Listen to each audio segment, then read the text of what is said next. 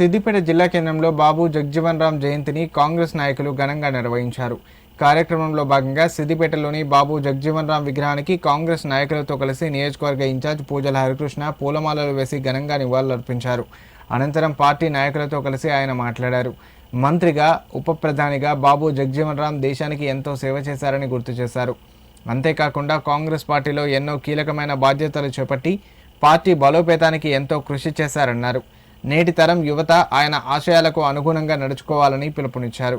ఈ కార్యక్రమంలో కాంగ్రెస్ నాయకులు సతీష్ గౌడ్, ముద్దం లక్ష్మి, మహేందర్, కలీముద్దీన్, రజనీ, సంతోష పలువురు పాల్గొన్నారు. భారతదేశ మాజీ ఉప ప్రధాని బాబు జగ్జీవన్ రావు గారి జయంతి సందర్భంగా ఈరోజు రాష్ట్ర ప్రభుత్వం ఘనంగా ఆయన జన్మదిన వేడుకలను ఈరోజు రాష్ట్రం మొత్తం జరుపుకుంటూ ఉంది.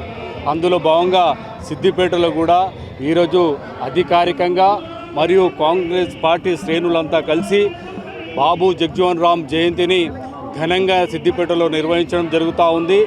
అతని పూలమాలలు వేసి మేము ఈరోజు అతని జన్మదినాన్ని ఘనంగా జరుపుకుంటూ ఉన్నాం.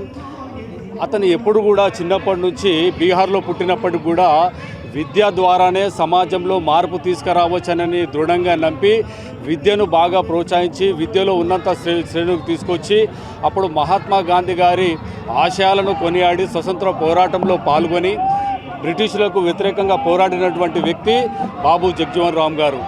ఈరోజు ఆయన కేంద్ర ప్రభుత్వంలో అనేక శాఖలుగా నిర్వహించిండు. రవాణా శాఖ మంత్రిగా, వ్యవసాయ శాఖ మంత్రిగా, రక్షణ శాఖ మంత్రిగా ఎన్నో శాఖలు నిర్వహించి భారతదేశంలో సమాజంలో హక్కుల గురించి పోరాడినటువంటి గొప్ప వ్యక్తి బాబు జగ్జీవన్ రామ్ గారు.